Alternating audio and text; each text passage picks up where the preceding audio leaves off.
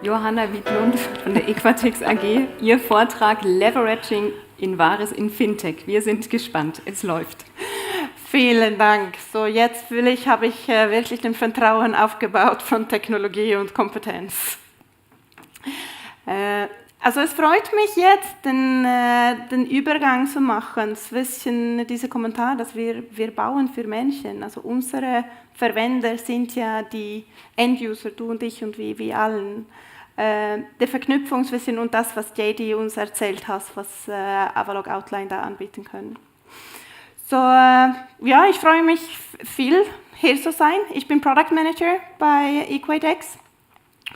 Und ja, so wie Sie vielleicht schon gemerkt haben, bin ich nicht super bequem auf Deutsch. So, ich werde mich die Freiheit nehmen, auf Englisch umzustellen. Aber gerne Fragen auf Deutsch stellen und später, heute oder morgen, auch gerne Diskussionen auf Deutsch führen. So, ich werde meine halbe Stunde so verteilen, dass ich werde euch erstmal ein bisschen über Equatex erzählen, was ist unsere Aufgabe, was machen wir, wie funktionieren wir. Und dann ein bisschen mehr detailliert, also was sind unsere Kanäle zu unseren Kunden, Users. Did I switch to German again? Sorry, I'm language confused. And then tell about this printing transition, what we have been through, where we went from before coming through this transition, was JD was talking about, and where we stand today. What do we see as our demand? What is the demand of the future from our perspective?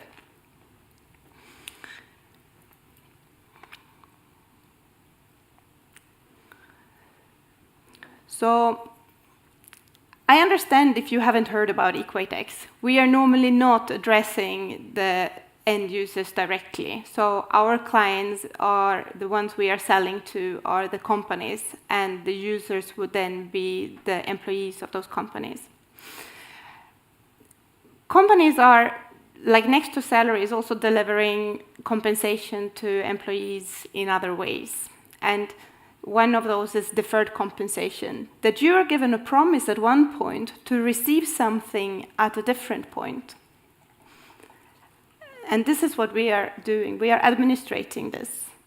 And this has basically those three phases. There is a phase where we are enrolling, we are sending communications, we are inviting and possibly even giving the employees, the participant, the chance to submit the preference.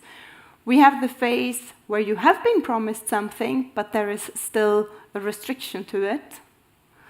And we have the phase where you have become the legal owner of those shares or options, which is the most common case, and we are holding them on your behalf. So we are acting at one point as an administrator, and at some point as a bank or a broker, if you like. And we are doing this, we are in the business since 20 years. And we have offices, maybe not all over the world, but we are quite well spread with 7 different delivery units, with our biggest unit in Zurich, but we are also having bigger offices in Oslo and Warsaw.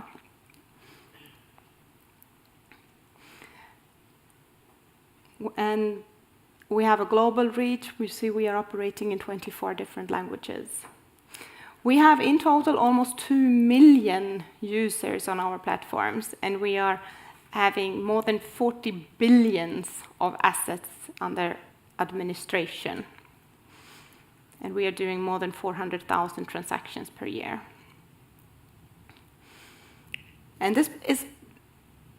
And even if we are considering ourselves as a finance business, our customers are distributed over all different industries. That doesn't matter.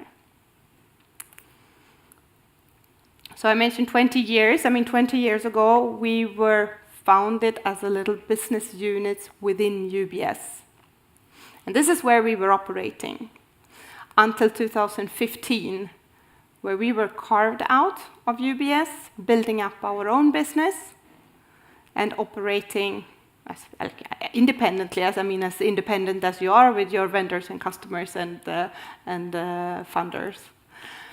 And we have been doing that, and we are still doing that, but actually a couple of months ago, if we jump all the way to the top, we have been bought by our competitor, which we can talk more about later. That's a side note, but I personally think that's a very positive move for us. The market is not huge, and together we will have a bigger customer base, and we will have better tools or better capacity to do more. So now coming maybe to the more exciting part, the actual interaction with the humans. And our channels to our users is all over the internet world. It's mainly over the web, but also over mobile solutions. I was in a speech the other week where they were telling, it actually surprised me a bit, but we are that far. In Switzerland, 50% of the internet usage is over our mobile devices. 50%. And then, yeah, sounds normal, but I'm spending 100% of my time at my computer every day. And that must be compensated by somebody else than having 40 hours per week on the mobile device. So it's a lot. And that's what we need to, let's say, always keep in mind when we try to find out how do we communicate with our users in the most efficient way. But besides those web and mobile solutions, we also have other channels. We are multi-channel. We have the formatted output, which we for some reasons need to have still. We have communication going out as emails, sometimes together with the other and sometimes independently. And we are also interacting the chat. It's not a bot yet. It's an intelligent agent sitting behind, but not yet artificial. But who knows? Maybe we go there. For the moment, it's real people behind, and we believe that we need that in our business for a little bit more time. So our, let's say, features where we require, like say, formatted output, this traditional printing, is statements which we are providing either as a plan administrator. We are sending out credentials for the first-time login. We are sending out overview of the positions or very compensation plan-specific statement. But we are also operating as the bank when we are holding the positions on behalf of our participants. And then we need to provide, transaction statements, an order confirmation if you have sold your position, or dividend statement when there is dividends coming, or simply the yearly account statements to tell you what you receive from your banks. So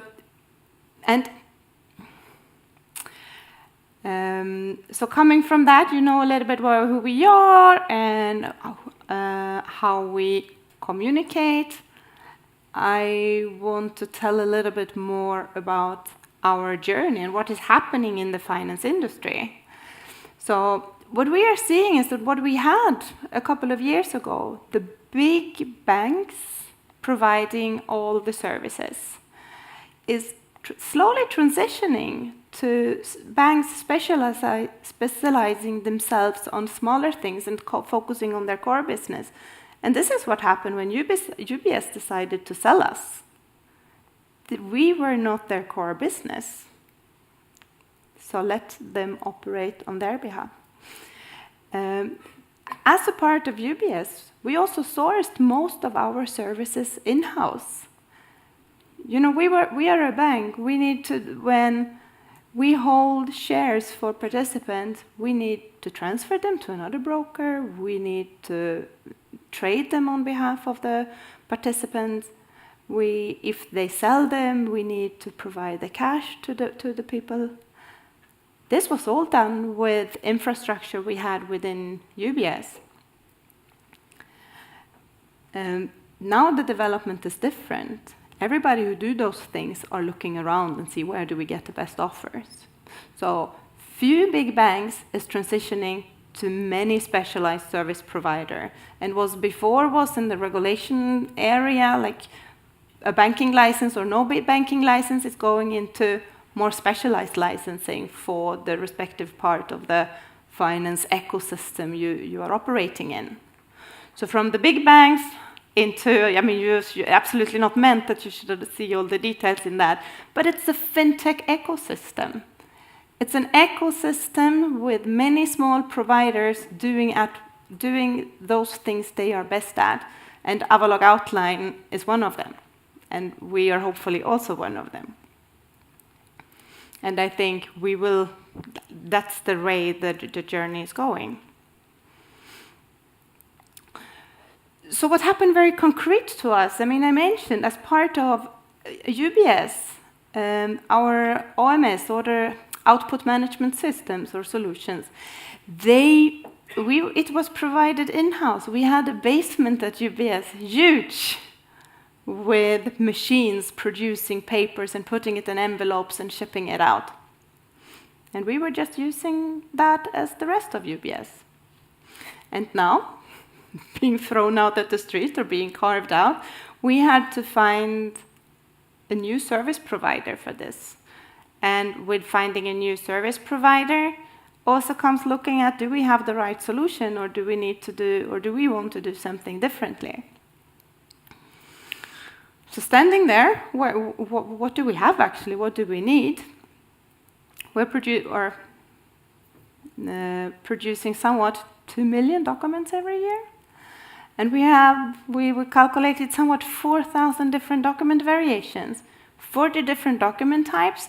Imagine all the different transactions we are doing with transfers and sales in combination with selling and keeping and dividends and all kinds of different dividends, given which jurisdiction you are in. It adds up. And we were delivering and are delivering both PDF and hard copy, of course, and to the very delicate part, Swiss banking secrecy. With the data we are holding in Switzerland, that data stay in Switzerland. And trying to look a little bit at the trends. The volumes are growing. We knew that the demand for customization and personalization is just growing. And we see less and less paper, and we see more and more data protection regulations coming.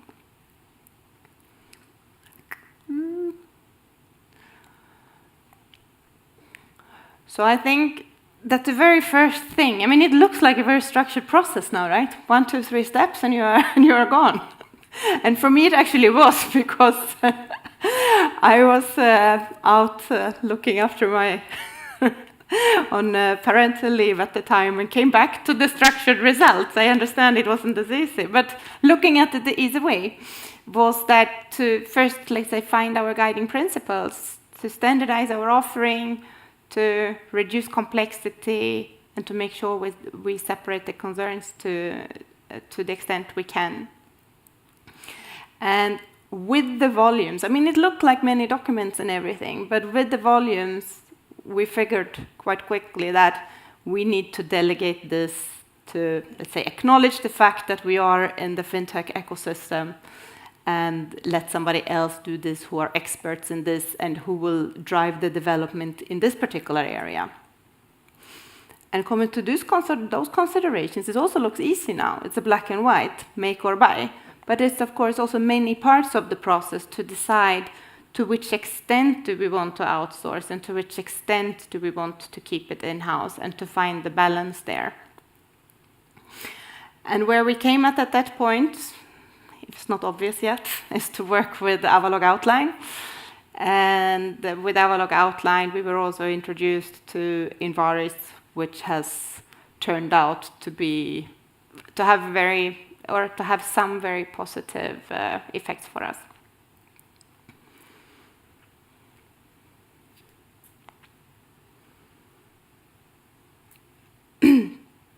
So me coming from product management, looking at this, the work with Avalog Outline and with INVARIS has helped us to standardize our products in the way we are delivering it, with the quality control and efficiency that comes with. We have been able to centralize maintenance of text blocks. So imagine if we have hundreds of clients and we have account managers manning the respective ones, and many different account managers having them to control the different text we are producing for those statements. If we can bring that together and having it centralized, we have much better control and quality in what we deliver. We have much less efforts and fewer errors. So that's to the management part of it. What it also came with is that we can extend our offering, doing things we didn't do before. We can now customize statements. We can do client-specific, well-managed different text. We can do non-Latin languages, which we didn't do before. We can, with the statements, also add an attachment. So let's say if we send out the user ID, we can attach a booklet to that where the company possibly wants to invite their employees and tell why their compensation plan is so good, or something in that direction. And the other, let's say, nice feature which we managed to build on the top is automated mail handling. Because we, as some kind of a bank, we need to know who our customers are. And we say that we know who our customers are because we know where they live. If we send out something and that letter doesn't reach its destination, we obviously don't know where they live. And that's a very important process for us, that we get notified and that we keep track of which people haven't received the letters we have sent to them. Before, we had a huge manual process for doing this, and this is now all automated.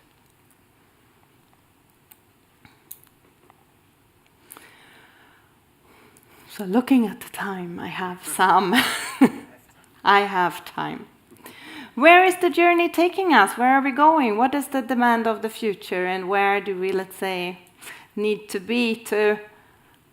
Well, I've thought about it when Franz Gucic mentioned before that the users are getting younger. I'm not so sure. Maybe it's us getting older and the user, like the relative difference is growing, but maybe they are the same. Nevertheless, we need to get ready for the millennials. And another one-liner I picked up recently, which applies very well to us, and I think to many companies in this digitalization, is that the users, or we need, from a company perspective, to standardize the delivery, but the users are expecting a personalized user experience. So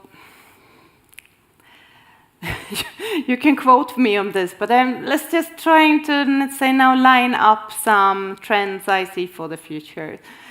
Mentioned it before, the internet usage over the mobile phone is just increasing, and we have only seen the start of this. And if we in Europe have had a very, let's say, steady development from the desktops to the laptops to mobile devices, the users, or the millennials in the development countries, they are just jumping those heavy stuff. They go directly to the smartphones, looking at Africa and Asia, and where the volumes of people is impressive. The next step is the upcoming demand for the natural interaction. So we go from the laptops to the smartphones, where we are reading and typing. And I already feel I'm a little bit uncomfortable when people start to talk with their phones and send me recorded messages. But this is where it's going. The next generation, they will not bother typing on their phone. They want to talk. And they want to do it when they're on the bike or in the car, or So we see that's the device we need to learn to leverage. And I mentioned to some that we had our client conference last week, and this is what we started to show now to our clients, that this is how our thoughts go. This is a wireframe, it's not live yet, but we believe that in not a far future, we need a technology which allows the users to say, I want to sell my position XYZ, or please make an order for this position that when the share price is at this level, sell it.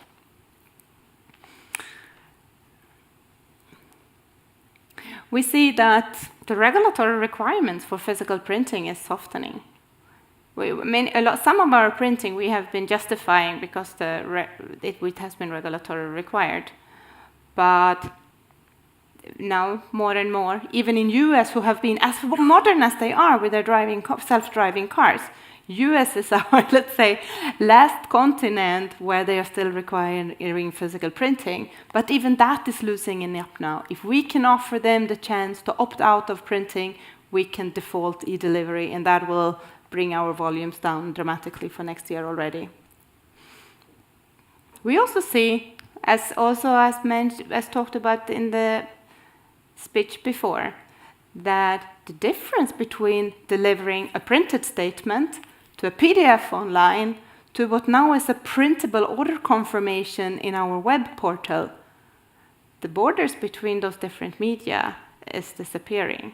So I also wonder, let's say, which role will the formatted output play going forward?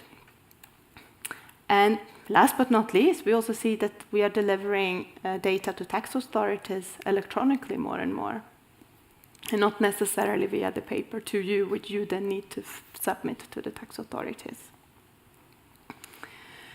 And I like numbers, so I couldn't resist putting together a few of our numbers. As you see, it's partly actuals and partly a bit of projection, but it very much reflects what you are seeing with Avalog outline, JD, that volumes for printed output is going down, and I appreciate it.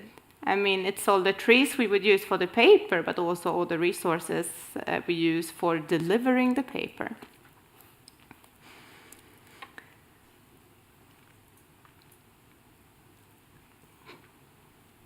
And that communication now is fully integrated. It applies also to us. So this slide comes directly from our slide deck, actually, that we are, let's say, delivering through the portal, through our mobile solutions. We send emails, and we send out printed papers, sometimes. And it's all integrated from a product perspective and from a user experience perspective. However, our challenge is to master this content which we are delivering through the different channels. So, and we are not there yet. Now we are very centralized and streamlined on the content management for our formatted output, but we are not yet there in alignment with our web portal, the mobile, and the emails. It looks nice, but the maintenance is cumbersome for us. And it's things like unifying the terminology, that we don't sometimes talk about instruments and sometimes talk about shares, that we make sure that we, towards the user, always deal with them in the same language, kind of geographical language, the English or German or Swedish or what it is, but also the same tone of voice. Which style do we use? That we keep this aligned over those different channels. And that we also can be more flexible. Some clients that we see over the different industries, you have a different tone of voice in different industry, and you have a different tone of voice in different cultures and countries. The other part is the images, that we have talked a lot about text and tone of voice and language. Images will go the same route. And while doing all those things, make sure that we can deliver a personalized experience. So here, what is there in the middle? Will INVARIS make that step, that we can leverage INVARIS for all those things? Or are there other players on the market? Or will it be Avalok Outline taking that step? We are running our business like good today, but this is where we see that we would, let's say, the demand of the future will be for us. Vielen Dank, Johanna.